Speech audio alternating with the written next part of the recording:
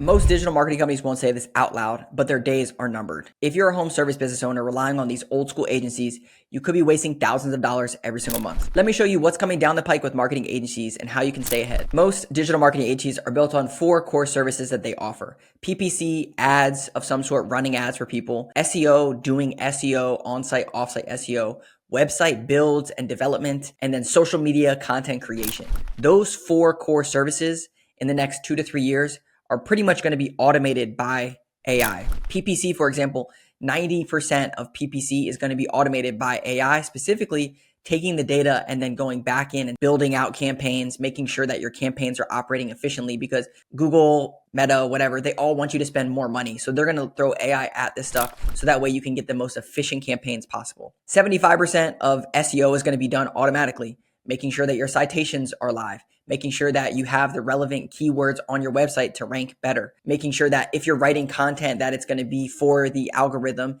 and using real stories. So 25% of that's going to be a person, but 75% is going to be AI. And all these websites right now, there's this whole vibe coding movement where you can build websites by just saying, build me a plumbing website, and it's going to build a website for you, or update this on my website and it updates it for you. Long gone is the whole code and building out stuff. In the next 2 to 3 years, this is going to be very relevant to people to be able to build a website 75% of the way there just by prompting something in some type of chat widget. And even with social media, 50% of it can be done with things like Opus Clips, where you can record videos and then it uses AI to transcribe it and put captions and clean it all up. So what does this mean for most traditional agencies? 75% of their revenue is going to be gone in the next 3 to 5 years, specifically because AI is going to automate it. And what does it mean for home service businesses is that these agencies are going to continue to say, hey, we're doing this, when really it's just AI automations in the background that's actually running and doing these things for businesses. And this is the biggest piece of the whole equation. Right now, it's very easy to start an agency, specifically with tools like Go High Level or other white label softwares that are out there that can AI things and automate things, and people can be up and running with an agency in a matter of weeks. Okay, so we know what the future looks like, but what should you be looking for with an agency? I distilled this down to about 7 things that I think a good agency or company that does digital marketing is going to have in the future that's going to still help home service businesses grow. And the first one is strategic coaching. This is why I fully believe in the consulting model. And the consulting model is this: it's not just about running ads. It's about using the data from your ad platform, from your CRM, and your internal CSR or reporting, and putting it all together to have a cohesive marketing game plan. The deep strategic coaching that I'm talking about is going through and pulling out the data, making decisions, and then implementing it, whether that's through AI, automations, or deploying it with people and doing the tasks. There still needs to be a hub of a person that's pulling everything together and strategizing with the business owner to make things happen. That's why you're still going to have marketing managers, CMOs, marketing coordinators, because there still needs to be someone that's tying it all together. But what's going to change is the actual doing of the work is going to be done by AI and automation. The results then need to be analyzed and strategized on and deployed again. The second one for agencies that are going to stay ahead and for home service businesses that want to work with these companies is a company that's focused heavily on AI search optimization. There's SEO, search engine optimization, and we had Neil Patel on our channel, and I asked him specifically, with search everywhere optimization is what he called it. How do you rank in AI?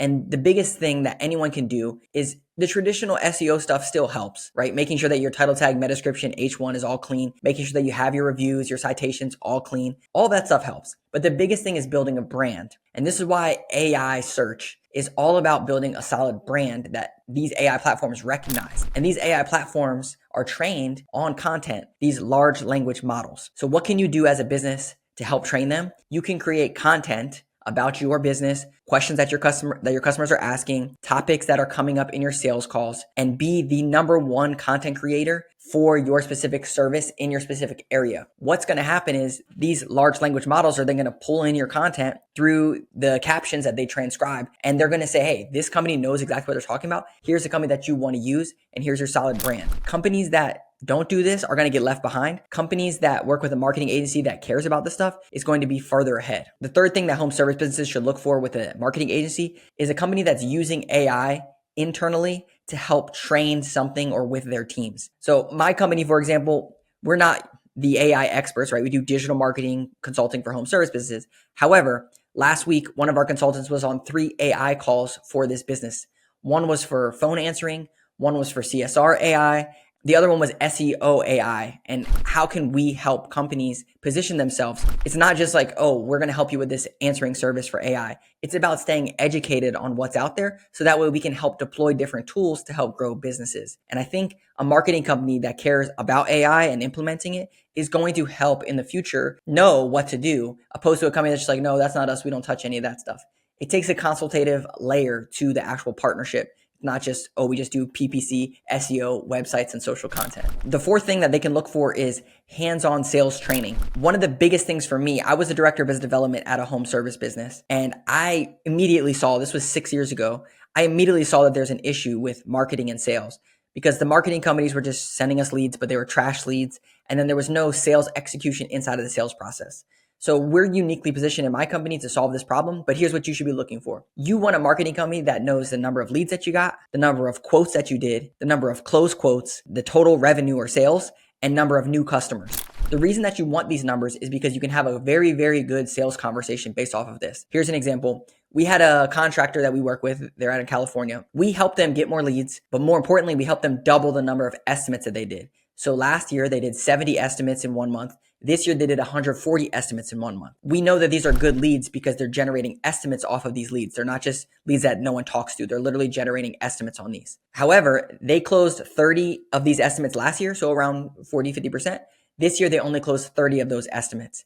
The problem is that they have a sales issue. So what can you do? This is where our sales acumen or coaching comes in, where we can help them say, hey, we need to come up with some automations to nurture your estimates. Also, you need to be calling them and rehashing and coming up with a better strategy to close these deals. If they're not looking at the data, it's very easy to just say, oh, well, the marketing's not working. When we know that it's not a marketing problem, it's a sales problem. So how can we solve this? The fifth thing to look for is a company that cares about creative. I mentioned about these large language models, AI search. You want a company that's going to help coach you and work with you on creating content for your company. Now, content in one regard is videos, which there are strategies to help with this. Some that I would recommend is take your call recordings, that if you do call recordings or just record your sales calls, take the content inside of those sales calls or call recordings and transcribe them. Then now you have a bunch of hooks that you can create content off of. But it's also using this inside of blog content, email newsletters, social content. Having this flywheel of creative is really what it comes down to. What you don't want is just an agency that's going to go to ChatGPT, say, hey, write a blog post about this, and there's nothing unique about it. There's nothing that's authority building, and Google's going to look at it, or these other AI platforms and say like, oh, this is regurgitated content, nothing unique about this. You need this flywheel of content from real questions that your customers are asking to then build a content strategy around that. The sixth thing is a company that cares about self-service tools or tools. And the reason that tools are so important is because it's not just about getting website traffic. It's not just about getting people to go to your website. It's about actually converting people into leads off of your website. So what does this mean? For example, let's say you do gutter cleaning. You can have an estimate calculator that says, put in your square footage, put in the service that you want to offer, and then it can give you an estimate amount. And we build these all the time. Same thing with air duct cleaning, even HVAC. There are different things you can do to build different estimate calculators or even downloadables. Let's say you do remodeling. It's like, hey, everyone has their guide for kitchen remodels, but what if you can make it a little bit better, like a pricing guide for kitchen remodels in Jacksonville, Florida? Very specific, downloadable guide for that specific area. This is the self-service layer of tools that a lot of companies, they're not going to get into the nitty-gritty because it's very hard to just rinse and repeat. It's very custom the way that you build them, and you connect the automations with their CRM. And this is something that my company does very, very well, and it's very strategic and how we go about it. And the last one is brand building, but unique things that's not necessarily digital. And I'll give you an example of what this could be, but think guerrilla marketing strategies or things that are so unique that you need a team to help you deploy this stuff. You might have the idea as a business owner, but you don't know how to deploy it. So we have this HVAC contractor that we work with in Southern Florida. They came to us and said, hey, we saw this cool thing with the oldest HVAC contest. And basically people submit their HVAC unit and say, oh my gosh, it's 20 years old. It needs to be replaced. So what we did was we said, okay, let's create the landing page. We'll create the form. We'll create the graphics, the social graphics. We'll do email newsletters. And then we'll have all these people submit their oldest HVAC unit. So we did this, and over 30 days, I had 30 people apply. So basically 30 replacements that applied for this thing. The business owner would say it's a home run. I say it's a home run. 30 replacement leads, all, just by posting stuff online, getting some traffic to the website, having people put that in.